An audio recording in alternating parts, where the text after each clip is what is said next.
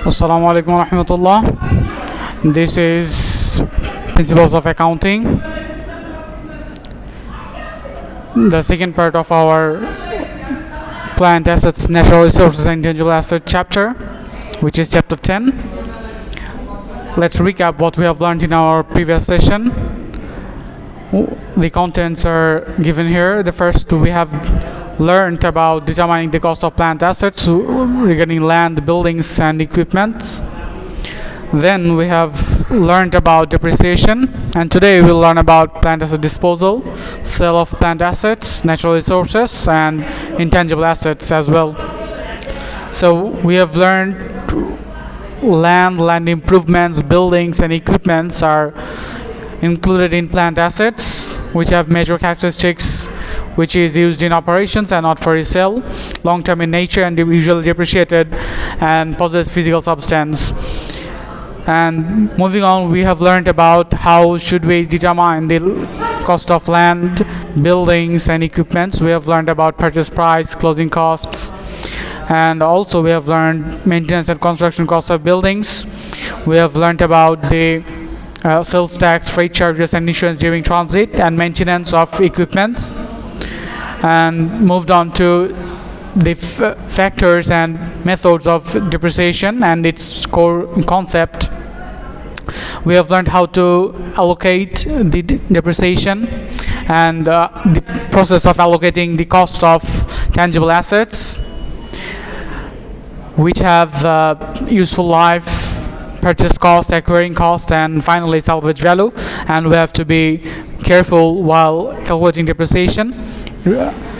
And finally, we have learned about three methods. The first one is straight line, the second one is units of activity, and the last one is declining balance method. We have completed the straight line method, and the second one is units of activity, and we'll learn today, inshallah. We have been trying to practice an example where the cost was 117,900, the salvage value was 12,900, and the useful life was 5 years. And we have calculated the straight line method. Today we'll learn about the units of activity, and finally we'll compare between these three methods to see which one provides us less cost. The straight line method shows us that 21,000 of annual expense will be occurred in every year if we depreciate the equipment for 5 years.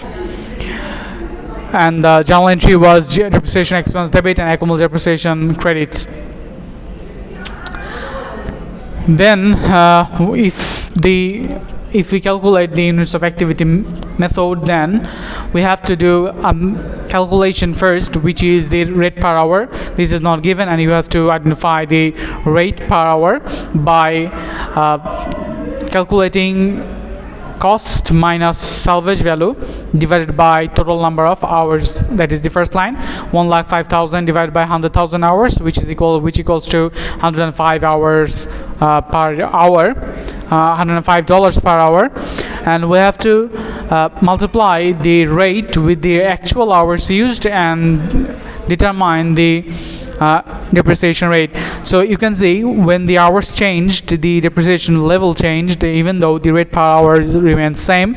But at the end of 5 years, the actual depreciation expense is 105,000 altogether.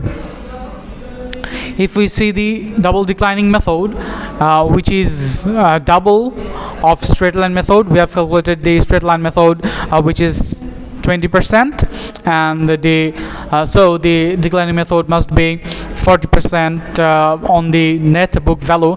So if we calculate that every year, then we can get the actual annual expense per year. So let's compare between the methods we have been mentioned earlier.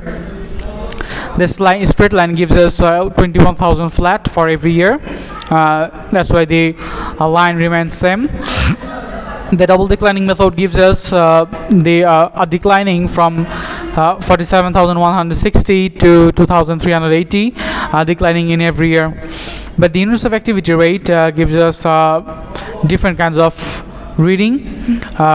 In 2018 it was similar as straight line, 21,000. Then in 2019 it decreased along with the actual hours used.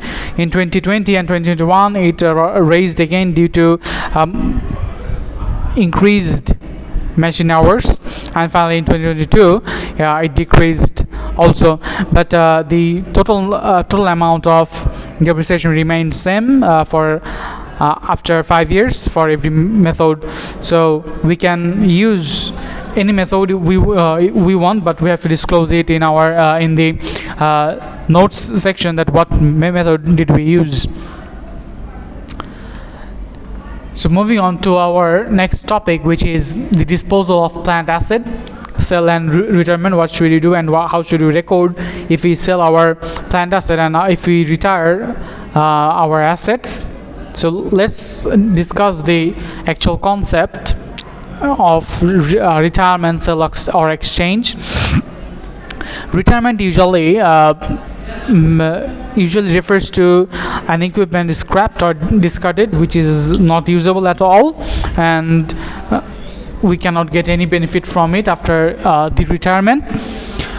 But the sale refers to the fact that the equipment is sold to another party even though the equipment is not even usable, and they will make it usable later. But if we are low-E company, then we are just selling our equipment for a certain benefit or cash benefit. It can also be something else, but for a certain benefit, we are selling our equipment to another party. What about exchange? We are exchanging our old equipment or unusable equipment for a new equipment from another company, and they're giving it.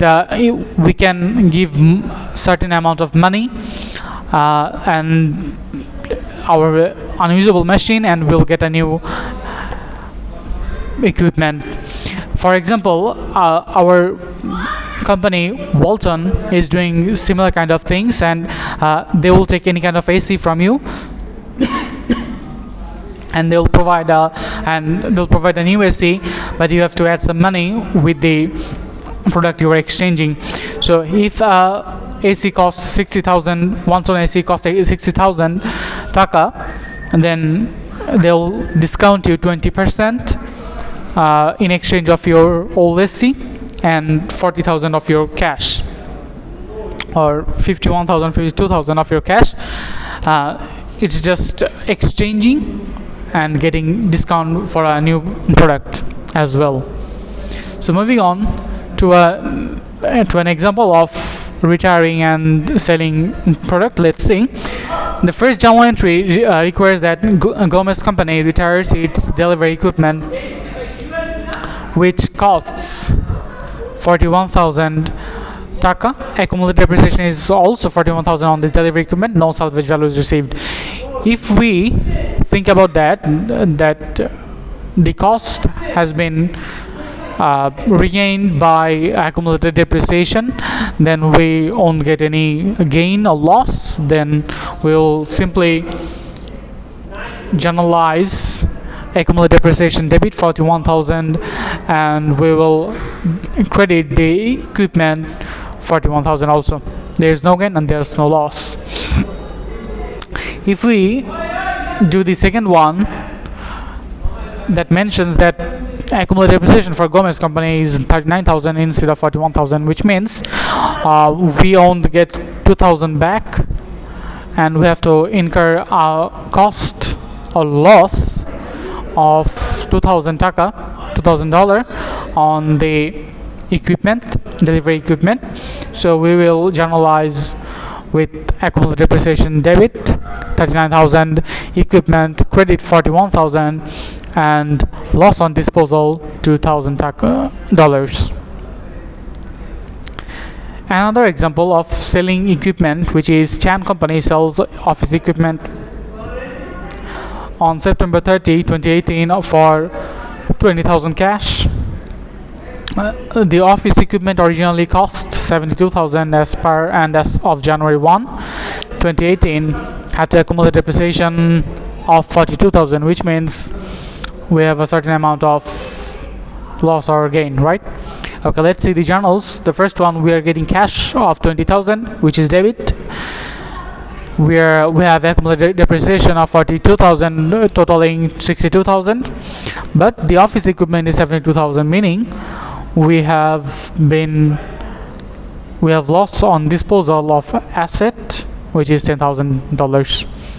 So basically we are losing money if we sell the equipment, but if we keep the equipment at our hand, then we can retire it for a gain after a certain period of time, where the accumulated depreciation will increase as well.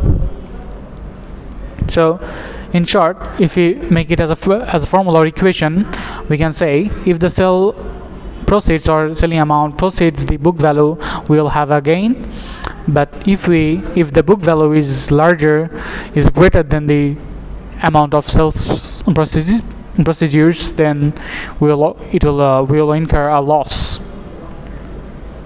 So moving on to our natural resources, and we call it the depreciation of natural resources. We call it as depletion, not depreciation. So first we have to talk about the things or the factors we need to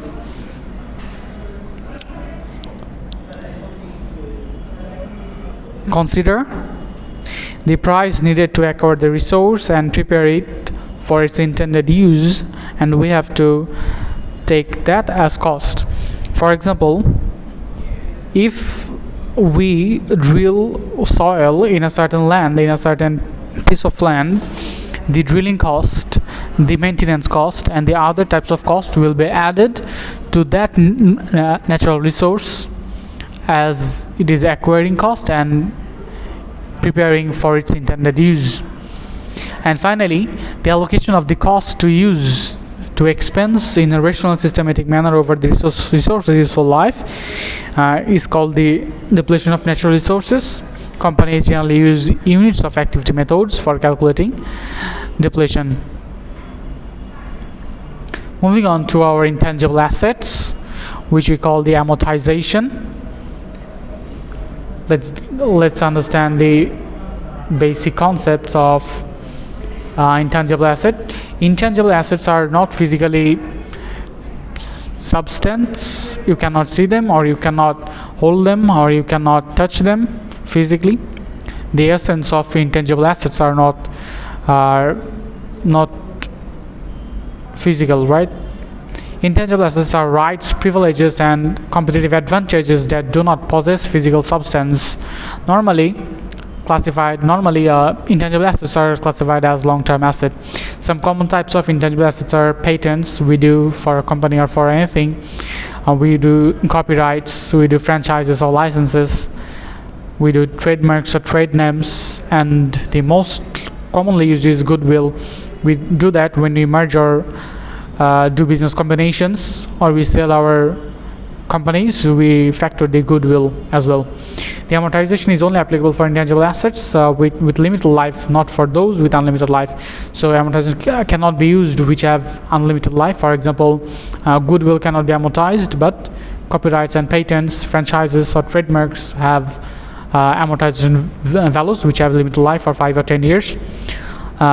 Intangible assets are typically amortized on straight line method for simplicity. So before completing our chapter, we can give you more knowledge about depreciation and amortization. Depreciation is referred as amortization for intangible assets, which is only applicable for intangible assets with limited life, not for those with unlimited life.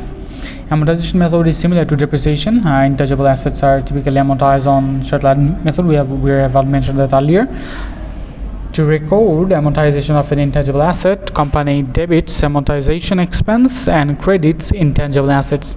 Unlike depreciation, no use of contra asset. I'm repeating.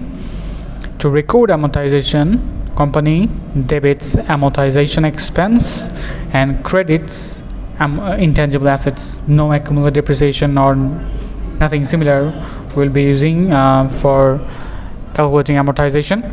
These assets are recorded at their purchasing price unlike planned assets, which also include designing, remodeling, construction cost, if there is any. So that's all for this lecture, and inshallah this is the concluding lecture of the semester. Inshallah you will do good in the exams. Good luck for the final. If you have any questions, contact me. Thank you very much for attending today's session. Assalamu alaikum wa rahmatullah.